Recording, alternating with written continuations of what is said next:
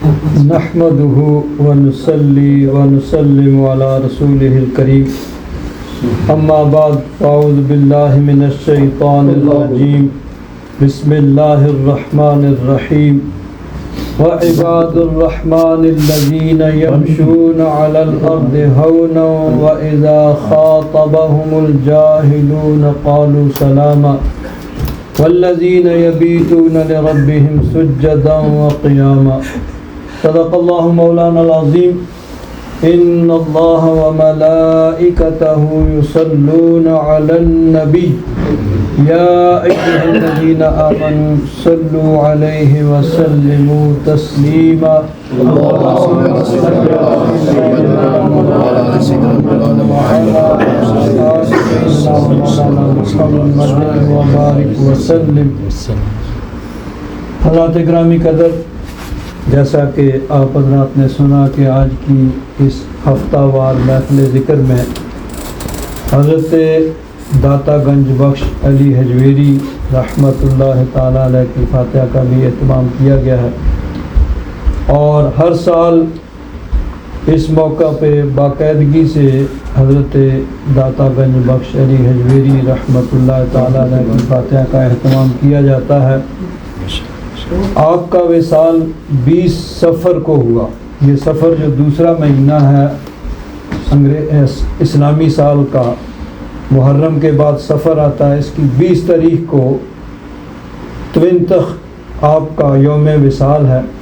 تو ہر سال 18، 19 اور 20 کو آپ کا عرس آپ کے مزار مقدس پہ لاہور میں ہوتا ہے. کبھی کل سے شروع ہے، آج اور کل بھی ہوگا، کیونکہ پاکستان میں کل چاند کی 20 ہوگی، کل آخری دن ہوگا. میں نے قرآن مجید فرقان حمید کی جو آیات مبارکہ تلاوت کی ہیں، اللہ تبارک و تعالیٰ ارشاد فرماتا ہے وعباد الرحمن، اور رحمان کے بندے. اب بندے تو سارے ہی رحمان کے ہیں، سب اللہ تبارک و تعالیٰ کی مخلوق ہیں.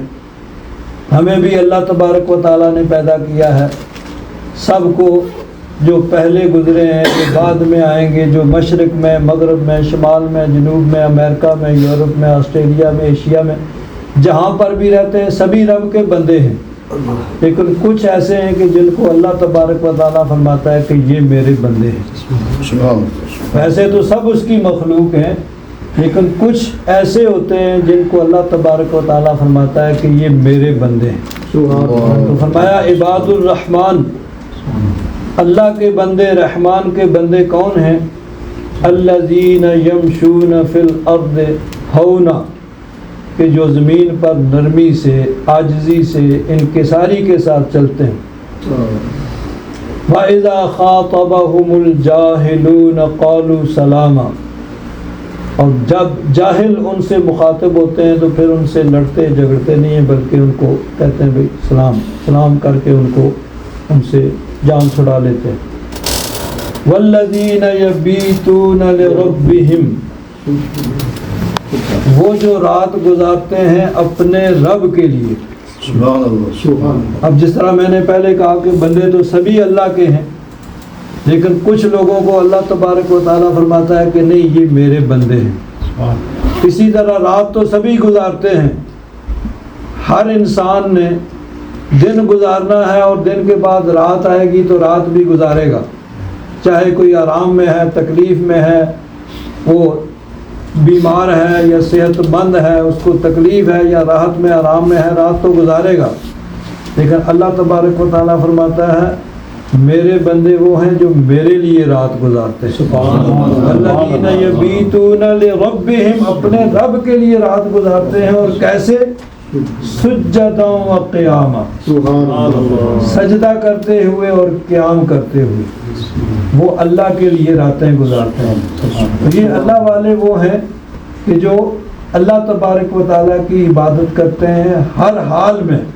جس طرح حضرت قبلہ قاری صاحب فرما رہے تھے کہ ہاتھ کارول دل یارول، کہ ہاتھ سے آدمی اپنا کام کر رہا ہے، لیکن دل اس کا اللہ تبارک و تعالیٰ کی طرف متوجہ ہوتا ہے، دل میں اللہ تبارک و تعالیٰ کی یاد ہوتی ہے. تو یہ اللہ کے بندے وہ ہیں جو اپنے رب کے لیے راتیں گزارتے ہیں سجدہ کرتے ہوئے، اور اللہ تبارک و تعالیٰ کے یہ بندے جن کو اللہ تبارک و تعالیٰ کہتا ہے یہ میرے بندے ہیں، اللہ تبارک و تعالیٰ کی عبادت کرتے ہیں، اللہ تبارک و تعالیٰ کے حکم کے مطابق زندگی گزارتے ہیں، فرائض کی ادائیگی کرتے ہیں، جو اللہ تبارک و تعالیٰ نے جو چیزیں فرض کی ہیں، جو ضروری کی ہیں، ان کو ادا کرنے کے بعد پھر آگے نوافل کی کثرت کرتے ہیں۔ ایک ہوتا ہے فرض، 5 وقت کی نماز ہر مسلمان پہ فرض ہے، فرض کے علاوہ پھر آگے نوافل آ جاتے ہیں کہ آدمی نفل پڑھتا ہے۔ رمضان شریف کے روزے ہر مسلمان پہ فرض ہیں، تو رمضان کے علاوہ باقی 11 مہینوں میں جو آدمی روزہ رکھے گا وہ نفلی روزہ ہوگا۔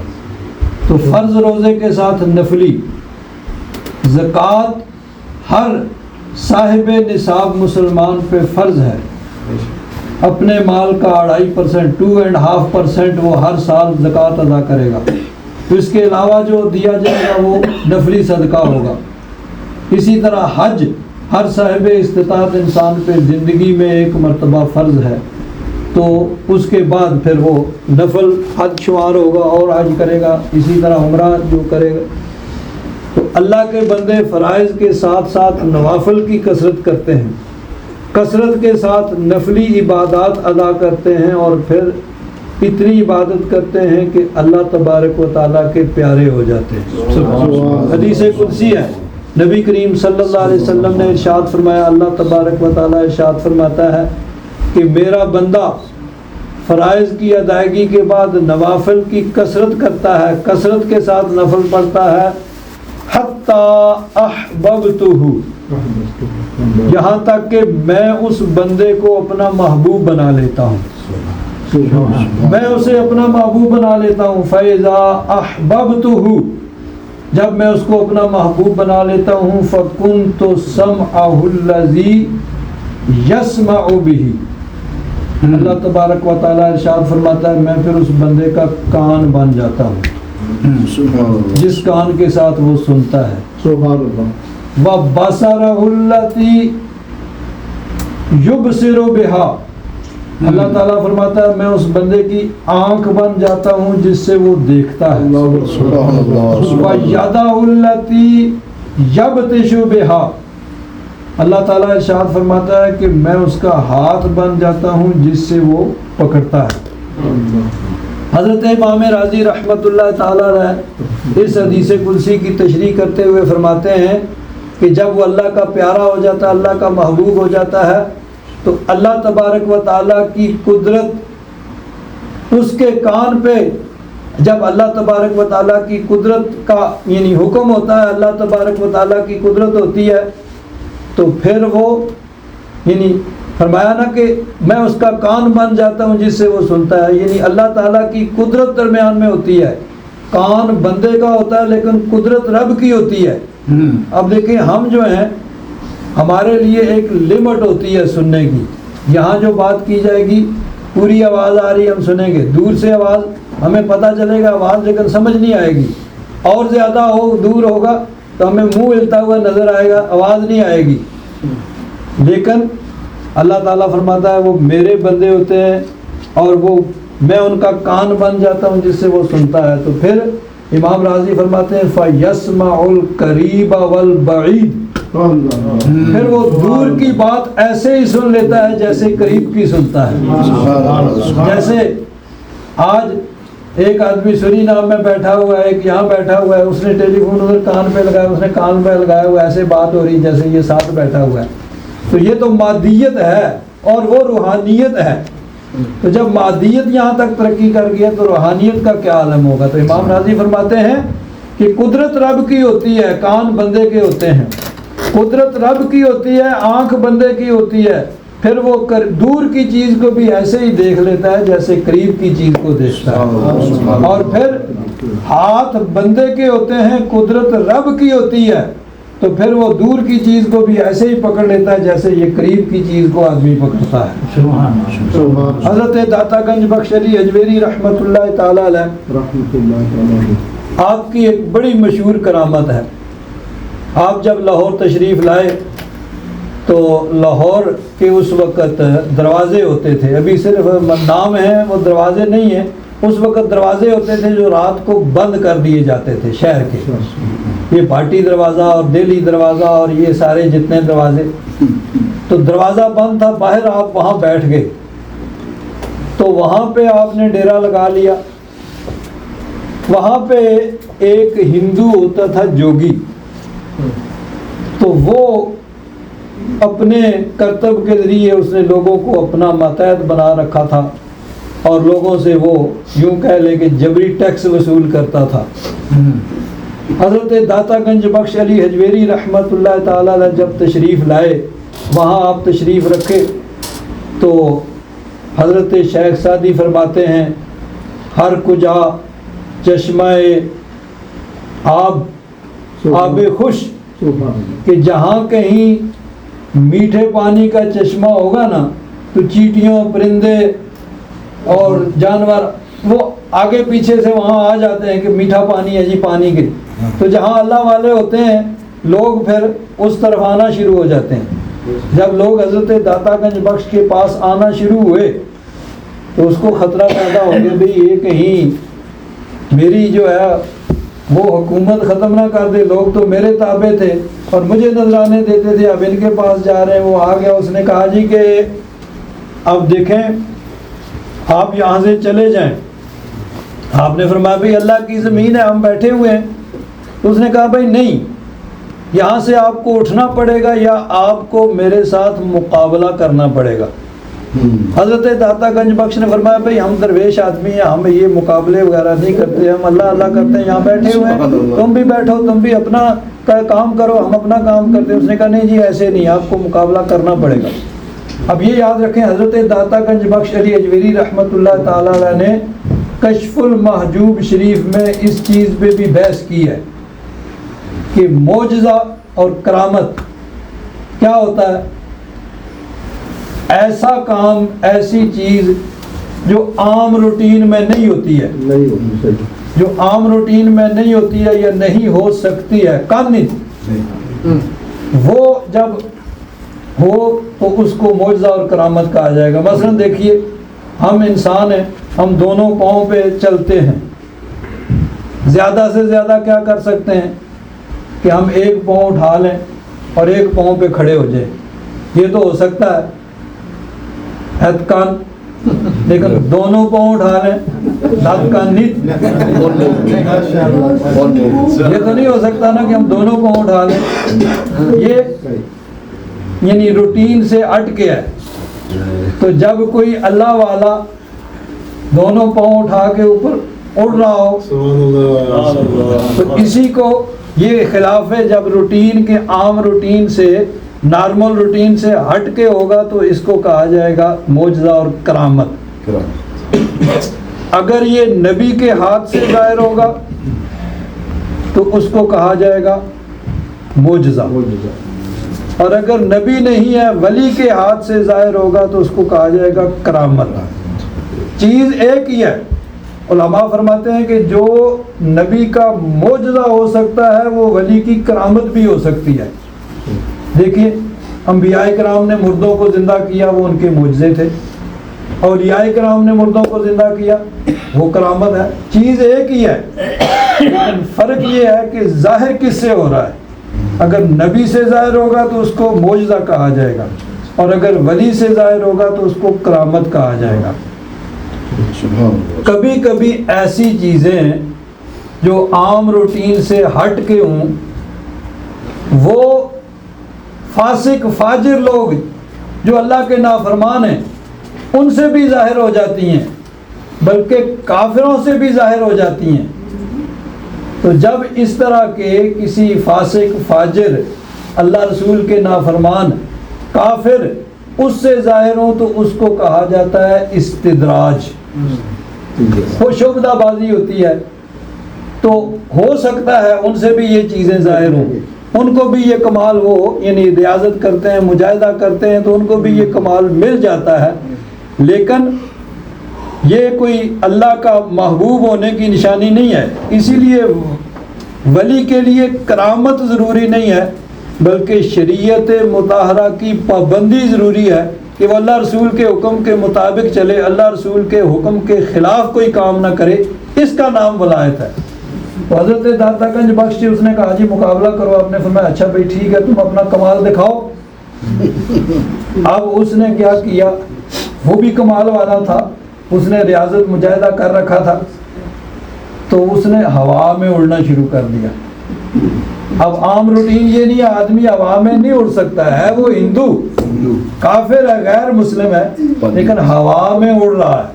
کبھی ادھر اڑ کے جاتا ہے، کبھی ادھر اڑ کے جاتا ہے. لوگ بھی جمع تھے، تماشائی جو ہیں تو سخوت جو تماشا دیکھنے آئے تھے، تو وہ دیکھ رہے ہیں، تالیاں بجا رہے ہیں، بھائی کیا کمال ہے، انسان ہے پرندوں کی طرح ہوا میں اڑ رہا ہے.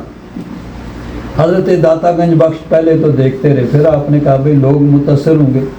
آپ کے پاس آپ کے جوتے پڑے ہوئے تھے لکڑی کے، جو آپ وضو کر کے پہنتے تھے. آپ نے اشارہ کیا تو وہ جوتے اڑ گئے. وہ تو خود اڑ رہا تھا نا، آپ کے جوتے اڑنے لگے. اور جوتے اڑ کے جب اس نے دیکھا جوتے آ رہے ہیں، پہلے تو اس نے بچنے کی کوشش کی کسی طریقے سے، لیکن نہیں، وہ جوتے جا کے اس کے سر پہ پڑنا شروع ہو گئے. جب جوتے پڑے تو اب آ کے حضرت داتا گنج بخش کے قدموں میں آ کے گر گیا کہ بابا مجھے بچا لو، یہ تو میرا بھیجا پھوڑ دیں گے. حضرت داتا گنج بخش نے فرمایا کہ اب اگر بچنا چاہتا ہے تو پھر ایک ہی طریقہ ہے. اس نے کہا کیا طریقہ ہے جی؟ آپ نے فرمایا بھائی اب کلمہ پڑھو، پھر کلمہ پڑھو، مسلمان ہو جاؤ تبھی بچو گے، ورنہ اور کوئی صورت نہیں ہے. کلمہ پڑھ کے مسلمان ہو گیا. بابا تمہاری جیت میری ہار، میں ہار گیا تو جیت گیا. کلمہ پڑھ کے مسلمان ہوا. اب دیکھیے، ایک ہوتا ہے دل کو آدمی صاف کرتا ہے، وہ اس نے بھی ریاضت مجاہدہ کیا. جس طرح ہندو بھی رات کو چلے جاتے ہیں، ایک ٹانگ پہ کھڑے ہو کے اپنے بھجن پڑھتے ہیں یا کچھ بھی کرتے رہتے ہیں، تو ریاضت مجاہدہ تو کرتے ہیں وہ بھی، لیکن ان کا کنیکشن نہیں ہوتا ہے. تو حضرت داتا گنج بخش نے، چونکہ اس نے پہلے ریاضت مجاہدہ کیا ہوا تھا، صرف کنیکشن کی ضرورت سی، کنیکشن قائم کیا تو سب روشنی ہوگی، اللہ کا ولی بن گیا. اور وہ جو تھا رائے راجو جوگی جو تھا، وہ بہت با اثر تھا، لوگوں پہ بڑا اثر تھا. اس ایک آدمی کی وجہ سے پھر ہزاروں کی تعداد میں لوگ مسلمان ہوئے. اتنا بڑا جو جوگی تھا وہ بھی مسلمان ہو گیا. تو نگاہ ولی میں یہ تاثیر دیکھی، نگاہ ولی میں یہ تاثیر دیکھی، بدلتی ہزاروں کی تقدیر دیکھی. ایک ہی نگاہ میں ہزاروں کی تقدیریں بدل جاتی ہیں. تو اللہ تعالیٰ نے فرمایا والذین یبیتون لربہم سجدا وقیاما، کہ وہ اپنے رب کے لیے سجدہ کرتے ہوئے اور قیام کرتے ہوئے رات گزارتے ہیں. اب دیکھیں، ہم نماز پنجگانہ پڑھتے ہیں، وہ بھی ہم پہ بھاری ہوتی ہے. اللہ والے جو ہیں وہ صبح سے پہلے، طلوع سحر سے پہلے تہجد ادا کرتے ہیں. اب فجر پڑھ لی، سورج نکلنے کے بعد اشراق پڑھتے ہیں، پھر چاشت پڑھتے ہیں زوال سے پہلے، مغرب کے بعد اوابین پڑھتے ہیں، نفل اوابین کے. جب وضو کرتے ہیں تو تحیت الوضو پڑھتے ہیں، جب مسجد میں آتے ہیں تو تحیت المسجد پڑھتے ہیں. اسی طرح باقی عبادات میں بھی نفلی عبادات کرتے ہیں. لیکن ایک چیز بڑی اہم جو یاد رکھیں، ولایت کے لیے صرف عبادات کافی نہیں ہے. صرف نماز پڑھ لینا، روزے رکھ لینا، حج کر لینا، زکوٰۃ ادا کرنا، یہ کافی نہیں ہے. عبادات کے ساتھ ساتھ معاملات کا درست ہونا جو ہے وہ بڑا ضروری ہے. معاملات کیا ہیں؟ انسان اگر بزنس کر رہا ہے تو فیئر بزنس ہو، اس میں دھوکہ نہ ہو، فراڈ نہ ہو، جھوٹ نہ ہو، کسی کی حق تلفی نہ ہو. اگر وہ کہیں جاب کر رہا ہے تو تنخواہ لیتا ہے تو اپنا کام پورا کرے، کام چوری نہیں کہ نہیں کوئی دیکھ رہا ہے چلو بیٹھ جاؤ تھوڑی دیر، نہیں، کام پورا کرنا ہے. کام چوری نہیں کرنی ہے. تو معاملات کیا ہیں؟ ہمسائے کے ساتھ اچھا سلوک کرے. ہمسایہ ہے بھی اور مان بھی اور فروخت جو ساتھ والے مکان میں رہتے ہیں، ادھر ہیں دائیں بائیں آگے پیچھے، تو آدمی یہ نہ ہو کہ اس کی وجہ سے ان کو تکلیف پہنچے، بلکہ یہ ہے کہ ان کا کوئی کام اگر ضرورت ان کی کوئی ہو تو کر سکتا ہے تو ان کی ضرورت پوری کرے، تو ان کو آرام پہنچائے، ان کو تکلیف نہ پہنچائے. اسی طرح رشتہ دار ہیں. اب دیکھیے بعض لوگ ہوتے ہیں کہ ان کی باہر بڑی شہرت ہوتی ہے، جی بڑے نیک ہیں، جی بڑے متقی ہیں، جی بڑے پرہیزگار ہیں، جی بڑے یہ ہیں، جی بڑے سخی ہیں، بڑے لوگوں کی لیکن رشتہ داروں کے ساتھ اپنے جو قریبی رشتہ دار ہیں، جس طرح بھائی ہے، بہن ہے، چچا کے بیٹے ہیں، ماموں کے، خالہ کے، پھوپھی کے، یعنی قریبی رشتہ دار جو ہیں ان سے تعلقات اچھے نہیں ہوتے، ان کے ساتھ بول چال نہیں ہوتی ہے. تو اب دور اس کی بڑی شہرت ہے، لیکن سب سے زیادہ اقربین جو قریبی رشتہ دار ہیں ان کا حق ہے. تو قریبی رشتہ داروں سے اچھا سلوک کرنا. نبی کریم صلی اللہ علیہ وسلم نے ارشاد فرمایا سل من قطع کا، صلہ رحمی ہوتی ہے اپنے قریبی رشتہ داروں سے اچھا سلوک کرنا، اور اس کے مقابلے میں آتا ہے قطع رحمی کہ اپنے قریبی رشتہ داروں سے بول چال آمد و رفت ختم کر دینا. تو فرمایا کہ اپنے قریبی رشتہ داروں سے اچھا سلوک کرو، اگر وہ تم سے دور بھاگیں تو تم ان کو قریب کرنے کی کوشش کرو، اگر وہ تم سے تعلقات توڑنے کی کوشش کریں تو تم ان سے جوڑنے کی کوشش کرو. تو معاملات کا بھی درست ہونا یہ بڑا ضروری ہے. انسان جھوٹ سے بچے، فراڈ سے بچے، کسی کا حق مارنے سے بچے، سچ بولے، چاہے اس کے لیے انسان کو تکلیف اٹھانی پڑے، چاہے اس کو نقصان اٹھانا پڑے، لیکن اللہ تبارک و تعالیٰ کے حکم پر عمل کرتے ہوئے اللہ تبارک و تعالیٰ کی رضا کے لیے انسان تکلیف مصیبت برداشت کرتا ہے، تو پھر اللہ تبارک و تعالیٰ کا کرم ہوتا ہے، اللہ تبارک و تعالیٰ کا فضل ہوتا ہے، اللہ تبارک و تعالیٰ اس کو اپنا پیارا بنا دیتا ہے. تو یہ جو اللہ والے ہیں یہ عبادات کے ساتھ ساتھ ان کے معاملات بھی بڑے اچھے ہوتے تھے کہ یہ غریبوں کی غریب پروری کرتے تھے، لوگوں کے ساتھ اچھا سلوک کرتے تھے، اخلاق سے پیش آتے تھے لوگوں کے ساتھ. تو یہ چیز بھی بڑی ضروری ہے ہر مسلم، اور خاص طور پر جس معاشرے کے اندر ہم رہ رہے ہیں. دیکھیں یہ ایک غیر مسلم ملک ہے، غیر مسلم معاشرہ ہے، جہاں پہ کفار کی اکثریت ہے، مسلمان مینارٹی میں ہے، جی تھوڑے سے مسلمان ہیں اور میجارٹی جو ہے وہ کافروں کی ہے. تو ایسے معاشرے کے اندر، ایسے ماحول کے اندر ہمارے مذہب کو ہمارے کردار اور ہمارے کریکٹر کے ذریعے پرکھا جائے گا. اسلام کیا ہے بھائی؟ مسلمانوں کو دیکھ لو، جو کچھ مسلمان کر رہے ہیں یہ اسلام ہے. تو اب اگر مسلمان جھوٹ بولے گا، فراڈ کرے گا، تو لوگ کہیں گے بھائی اسلام یہی ہے. حالانکہ اسلام یہ نہیں ہے. اسلام جھوٹ بولنے سے منع کرتا ہے، اسلام فراڈ کرنے سے منع کرتا ہے، کسی کا حق مارنے سے منع کرتا ہے، کسی پر زیادتی کرنے سے منع کرتا ہے. تو اسلام یہاں پہ مسلمانوں کے کردار اور کریکٹر کے ذریعے پرکھا جائے گا. دیکھا جائے گا کہ مسلمان کیا کرتے ہیں. اگر مسلمانوں کا کردار اچھا ہوگا تو لوگ کہیں گے اسلام اچھا مذہب ہے، اور اگر مسلمانوں کا کریکٹر اچھا نہیں ہوگا، مسلمانوں کا کردار اچھا نہیں ہوگا تو اسلام پہ حرف آئے گا. تو یہاں پہ جو مسلمان بسنے ہیں ان کی اور زیادہ ذمہ داری ہے کہ وہ صحیح طریقے سے اسلام پر عمل کرے، تاکہ اسلام کی نیک نامی کا باعث بنے اور بدنامی کا باعث نہ بنے. اللہ تبارک و تعالی ہم سب کو توفیق عطا فرمائے، ہم سب پہ اپنا فضل و کرم فرمائے.